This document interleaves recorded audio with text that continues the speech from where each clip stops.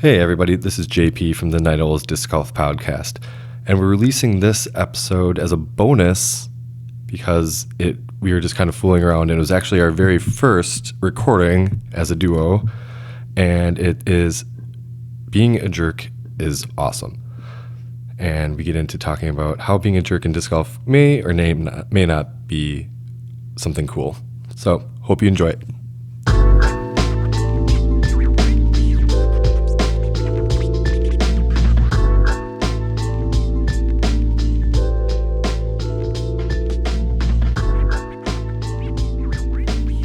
This is the Night Owls Disc Golf Podcast. This is Shane. And I'm JP. And tonight we're going to talk about why being a jerk is awesome in disc golf. Or life. Or that, yeah. Yeah. What about Brody Smith? Well, I think sometimes jerk. Sometimes more often. I find him to be a bit annoying. Okay. Yeah. So, being a jerk, does it bring good and bad? Or is it all bad? I think people like the jerk sometimes. I like the jerk. I'm a huge fan. I don't mind him. From time to time, he brings up good points about disc golf, about sports in general. I'll see things he puts out there, like today, for instance.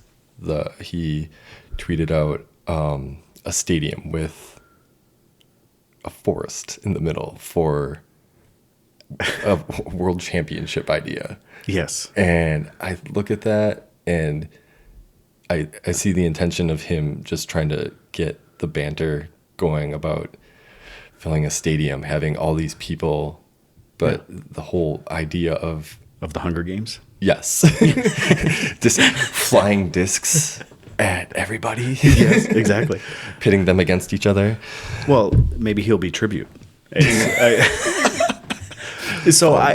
agree. Like, I think he pushes buttons intentionally, and I think it's good. I think it's awesome because disc golf is such a buddy sport that we don't get a lot of that. And you think about people like Brody Smith. I mean, even his counterpart, Hunter. I love the stuff that they do because they're always pushing buttons. They're always challenging. They're always pissing people off. And it makes people think.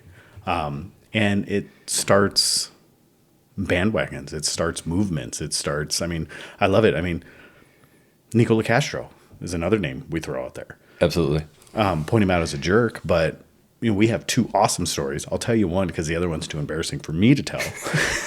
And it involves a bathroom. So we'll leave it there. But, you were there, DDL. Yeah.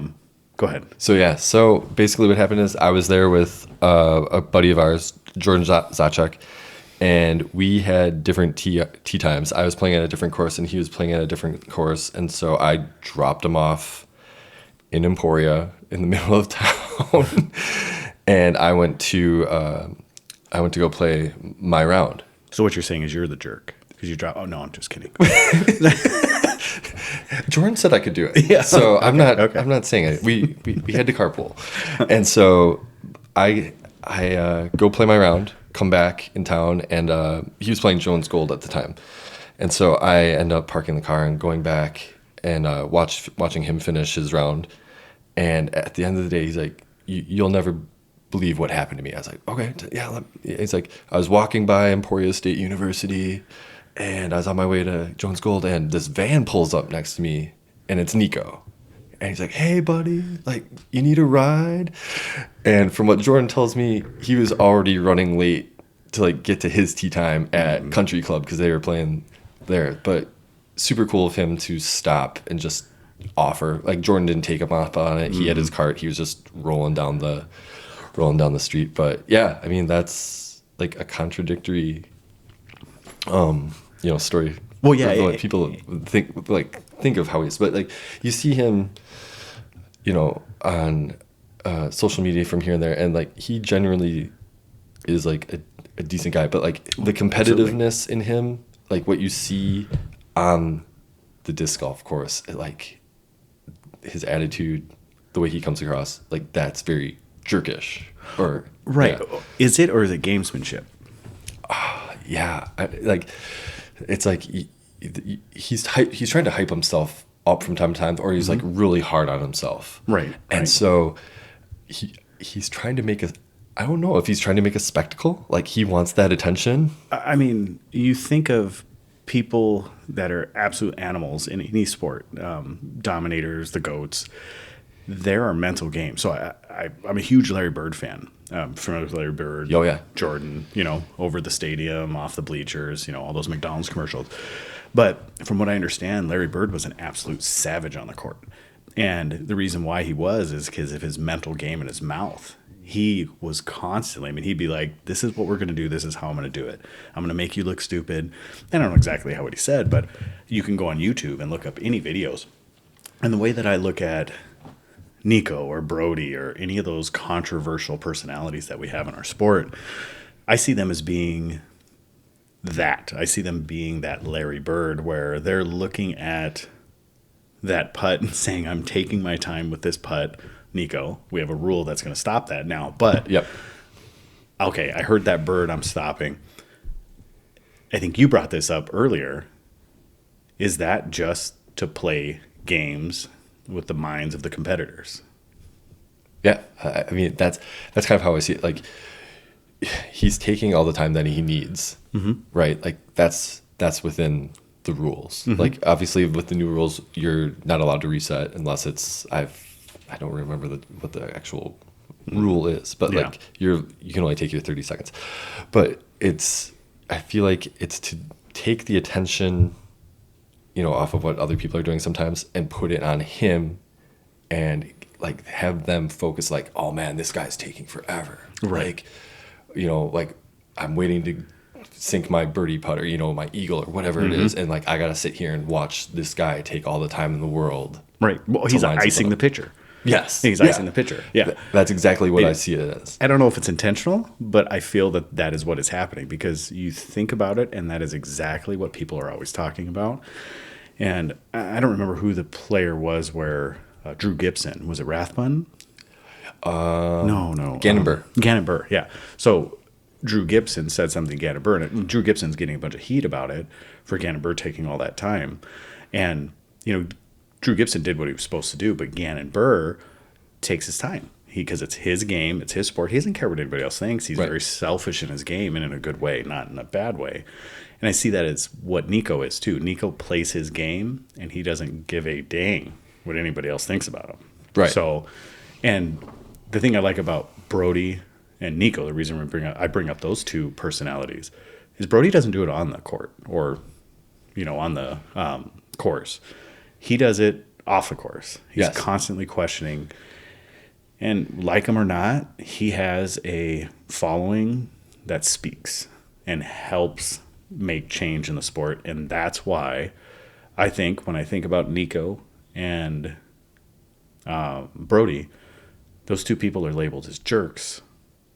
But that's a good thing. That's awesome. Yeah, I see that. The thing, when Brody talks, and it does come off a bit arrogant or cocky, but yeah, it is to push the sport. Like, he's genuinely trying to think, okay, these are things that the sport needs, what the sport can have. We got to push our way into getting that. And maybe people aren't doing what they're supposed to be doing. Like, maybe, whoever's in charge of marketing or, getting more purse money to the players. How do we do that? How do we go about it? It's got to be addressed. And the only way we're going to do it is if you talk about it and, push buttons, make people feel a certain way. Right. And you use the word arrogant or cocky, talking about Brody and what he says and how he talks. Is it confidence? Because Brody may not have done it in disc golf, but Brody has 2 million followers, two channels. Yeah. Well, I think total of about 4 million followers, 2 channels. He has endorsement deals that keep him living. And he only made $8,000 on the tour last year. Well, maybe 9 or something like that. Yeah, injured. Yeah. And he got injured. And and he's still living a pretty darn good life. I mean, bought a house and was talking about buying a G-Wagon today. You know? So you think about that type of stuff. I mean, he's doing well. So what he knows that may come off as arrogance or cockiness might just be intelligence and experience. You know, yeah, you can chalk it up to that. Yeah, absolutely. I mean, because we have a good friend of ours that does not like him. You've been on some of the text chains. Yeah, absolutely. and I think I love pushing the fact that he is my favorite person in the world, and he's not. He's high up there, but I love pushing the fact that I really like Brody because it bothers him so much. Oh, absolutely. Yeah. So here, funny story. Mm-hmm. You know, he's in our text group. He's like, "Hey guys, I bought golf clubs the other day," and we're like, "Okay." And I'm like, in the back of my mind, I'm like, "You're Brody Smith. I'm like, you like disc golf? You golf? Yeah. Like, you're turning into him. You're opinionated on a lot of stuff." Yeah, absolutely. Well, and they parallel each other so much, and you know, and this is a compliment because I love that personality because I love the fact that someone can say exactly what they're thinking and not be bashful about it. Like I appreciate that more than anything. I would much rather have someone come up to me and say, "You suck," rather than being like, "You're the best person in the world," and walk around and tell different stories behind my back. Yeah. And I think Brody Smith, Nico LaCastro, those are the guys that are awesome because of that. I mean, I think they're great for the sport. I wish we had more of them. And I don't know, like anybody that says Brody Smith isn't doing good for the sport of disc golf, or Nico LaCastro for that matter, but Brody Smith specifically, they're lying to themselves. and they're lying to everybody around them. Yeah. So like, okay, so here's another instance. So like, what do you make of like Kat and Paige when they're competitive with each other? Is that competitive juices flowing? Is that being a jerk? Is that just being assertive? I think it has. I don't want to speak on women's dynamics because it's hard. So I was a residence hall coordinator at a university, and I had freshman women, and it is a different animal. Don't take that offensively. It's just a different animal dealing with men and women. So what I learned in that is that women take a lot, they're much more competitive with one another, believe it or not. And I think with Kat and Paige, those two are so competitive with one another that I think it just gets away from them on the course every once in a while. And that's completely fine because it comes out as catty because that's what the term is.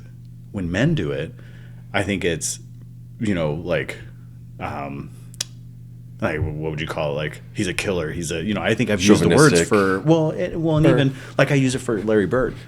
Like Larry Bird, Michael Jordan used to go back and forth with each other. And that was awesome competition. That was that type of stuff. But when Kat and Paige do it, like, they're just being catty, or like the famous GBO or DDO moment where courtesy violation when I don't remember which one threw their mini, and then the next hole there was another courtesy violation. Yep. Maybe there was a little emotion in that one, but I think it's just because they're super competitive. Neither one wanted to lose, and that's the way it comes out. So, but I like it because it made people talk. It made people think. I didn't have any issues with it. I talked about it, and I have my opinions about both of them, and I'll hold them for later. And I don't think that changed my opinion about them either way. No. Like either one of them. No, they both have very domineering personalities, like on the course. Oh, absolutely. Well, because they're good. Yeah, I mean, you back it up. Yeah, exactly. So yeah, I don't see any, and very rarely do you ever see them like completely lose it. So. Oh, I think I don't know if I've ever seen anything on the course inappropriate out of those two, or what would even questionably inappropriate out of those two. Whereas, a name we just talked about with Nico, like questionable stuff that's happened. Eagle McMahon, questionable stuff that's happened. Like we get into those. But with the ladies, those two, I think they're sportsmen. I think they're gamesmen. They're wanting to play the system or play the sport to the best of their abilities, and that emotion just takes them over. Just like anybody. Absolutely. But yeah, it doesn't paint a bad picture in my mind either way for either of those two. Fair enough. Yeah. So we were talking before we got in here as well that we were just talking about Bryson DeChambeau and Koepka. Koepka and their rivalry. There's a genuinely passion to not like each other. Oh, absolutely. Yeah. But I don't know if they've ever come off as total jerks. I keep thinking, it keeps rolling back in the back of my mind when I forgot who it was, if DeChambeau walked behind Koepka or whoever it was. Oh, during the meeting, the guy rolled his eyes. Yeah, it was Koepka rolled his eyes at DeChambeau. Yeah. And then they go on, I think, and they ended up they're going to be partnered on Davis Cup together. Yep. But I keep thinking how awesome it would be to have more rivalries like that. Agreed. In disc golf, we know it's a very buddy, very friendly, because this sport's so small that we rely on our community, to lift us up. To we genuinely care about what goes on. But man, to have a rivalry like that, or a Packers Bears rivalry in disc golf, yes, I really want to see that happen. I agree. I love that, and I think their rivalry, when we talk about Shambo and Koepka, I think their rivalry now is maybe a bit scripted. I think in the beginning it was true. I think now it's media ploy, but I don't care. It works. Yeah. It's perfect. And now that they're playing on the same card as partners, I think it's going to be awesome. They're going to get so many views. Views. They're going to their ratings are going to be great. Let's talk the right terms here. And I think in disc golf that would be awesome. And we talk about the buddy system, or the buddy system that we have in disc golf, that everybody's so buddy. I don't mind that. I think that's great, and I think it's needed, because it is such a close-knit, small, as much as disc golf is blown up and gives us the ability to do what we're doing right now. Yep. And have a store and actually make money from doing disc golf in any shape or form.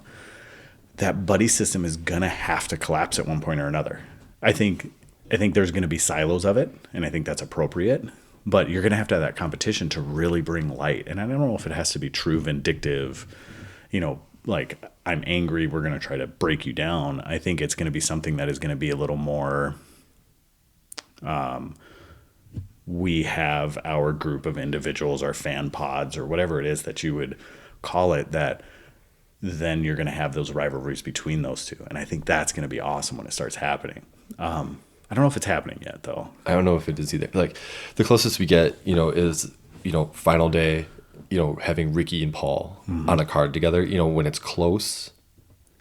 But at the end of the day, I mean, there's they're competitive. They know each other's games well. They've played against each other a long time. But it's whereas, at the end of the day, there's nothing to, you go home and, they don't have anything bad to say to each other, after an interview, he played well, this, that.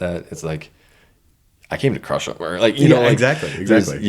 Well, it's the Michael Jordan mentality, the killer instinct. That killer instinct. I love that. I think Paul has that, though. Paul has killer instinct, totally. And do you think Ricky does? He does, but he wants to be nice. Right. Yeah, I think and so I like Ricky more than Paul. Okay. I do. Well, I'm a Paul fanboy, so yeah, we're at odds here already. And his personality, I think, compared to Paul's, is a little more likable. Not Paul has his pocket of fans, just like anybody else, like any other disc golfer. And I think that, but I don't think you'll ever see their fan bases really get on each other either, because at the end of the day, everybody's trying to push disc golf to new heights and push it to where it's never been before. But yeah, to have a just headbutting rivalry. And who is that going to be? And I guarantee you, Brody's going to be part of it in one way, shape, or form. If Middleman, yeah, stir it up. Well, no, see, Or I think mark it down. This is the first time we're talking on a podcast that Brody Smith will be a top 10 player next year, 2022. Hot take? Hot take. He will be because homeboy's an athlete. Yeah. He knows a disc. Yep.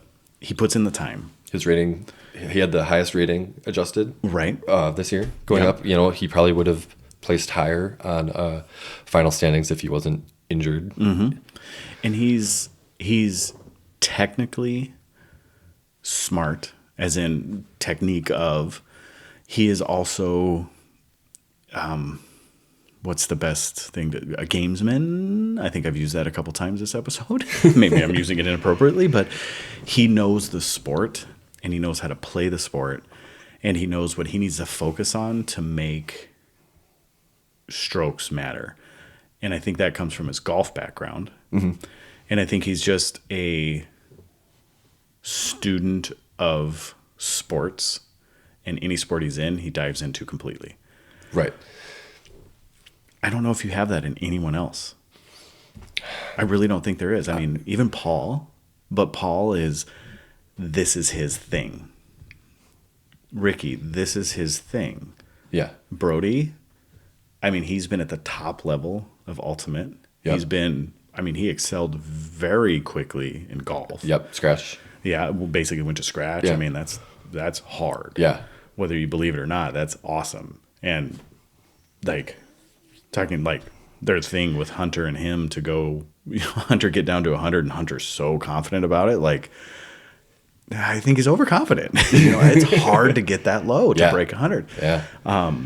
And I don't know. I have so much confidence in him and his game and what he does that I see him top 10, 2022. Pro Tour. Yeah. Right. I think so. I'm wondering, I think he wouldn't admit it, but when you dive that deep into something, where's the burnout? Where's the flame out? Where do you lose not that he would ever lose interest, but you just fatigue, mental fatigue, physical fatigue. Right. You can only play so many rounds before your body breaks down. You can only, your mind can only take so much, but you train it, you get mentally tough. And I think sometimes, that's why you take off weeks. You reach that point and but he went to Hawaii. He's been playing golf. He has done well enough in his life and earned his way to make these non-traditional disc golf life possible. For someone to go out in a van and travel and grind, that's a burnout. I mean, you talk Valerie Jenkins. Yeah. Right. Yeah. Nate Doss's wife, Valerie Jenkins. Yeah. You talk about her, she's done. She will never play disc golf again. Oh, yeah. She loves the sport. She loves what she does for it, but she's done. That's it. Mm-hmm. Because she's burnt out. Because she lived the van life. Yes. She lived the disc golf life. And that's a hard life. It is a hard life. I couldn't do it. I love disc golf. I've been playing for 20 years. There's no way I would do it. Brody Smith has a whole different level because he's got money, he's got connections, he's got experience, he markets himself. I mean, for the most part, I don't know if he has someone behind him, but he's a business genius. Yep. Well, disc golf business genius. And it's nice to see that because he can approach it much differently. So I think his burnout is a lot further out than what someone else's would be. And he's so new to the sport. Right. Yeah. Right. But does he have shiny object syndrome? That's the only issue that I see. Yeah. Because he went from Ultimate, and he had a good career in Ultimate. He was long. I mean, UF. Then he went into the whatever the professional league of Ultimate is. I don't know what it's called. Really. UAL or something like that. Something like that. And then went professional, had his knee issues, did all that, and then he went into golf, and he had a short stint in golf, and his very good reasons of why he quit golf, because it's very hard, it's very expensive, and to be into that top tier, to actually make the money, to make it practical, it was near impossible for him. Mm-hmm. So he made the switch to disc golf. That was his next transition. Is he going to make a switch again? Who knows? That's the only thing that I'm not. That's what I'm curious about too. Is so you're saying top 10. If like he has the drive, but at some point, if you're not cashing, like he's still got sponsorship. Oh, right. And maybe it's more about getting podium finishes or whatever. But like if that doesn't come, for some players, like that's hard. Like you're out on the road grinding, you don't have the sponsorship backing like he does. You're living week to week. Right. Like, will he have that? Like, I don't know if he'll ever have that feeling of like not